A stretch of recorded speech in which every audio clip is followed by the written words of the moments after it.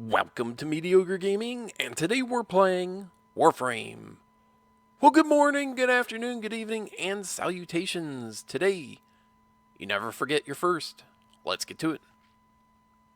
You have to go through a lot of hoops, or it really seems like a lot of hoops, in order to get the Helminth section of your ship available to you. And in order to do that, you have to have Deimos and the Necralisk available on the star map, and that is just the beginning. You have to go in and raise your level or association with the Orkans there up to associate, and then talk to the sun and buy the Helminth by trading in standing.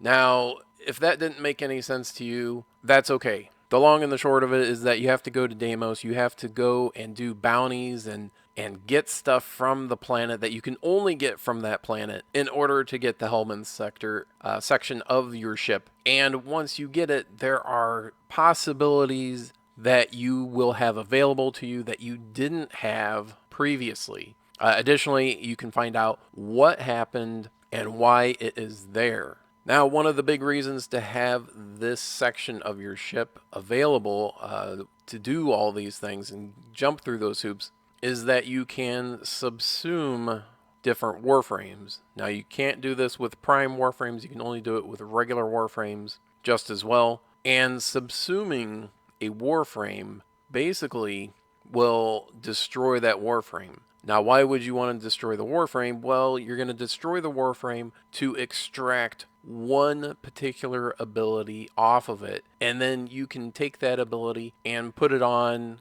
your other warframes. Now, in order to subsume any warframes, you will have to upgrade the Helminth. And in order to do that, you need to feed the Helminth different materials. And there's a variety of different materials, both that you can use and that it will turn into. You'll see at the bottom when you're in the chair in the Helminth sector that there is a feed Helminth option.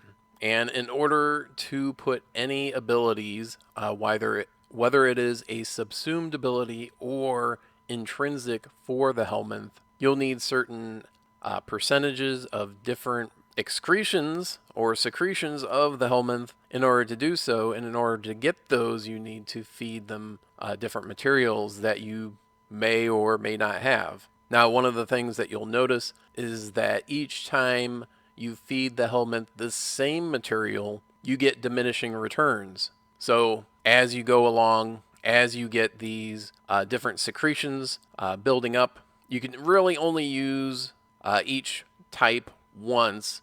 Using it more than once, then you're not going to get the same return, and you'll have to wait for it to want that again.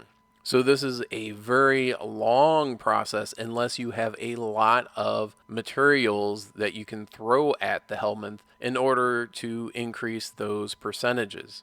Now, each secretion does have a variety of feeding materials that can increase those, but perhaps you may or may not have those materials in abundance in order to feed it to it. It just means that it's going to take a little bit longer to get those percentages up, to get the metamorphosis level up to the next level. And that's it. I hope you enjoyed this video. Be sure to check us out on social media, and thank you for liking, commenting, and subscribing. And we'll see you next time.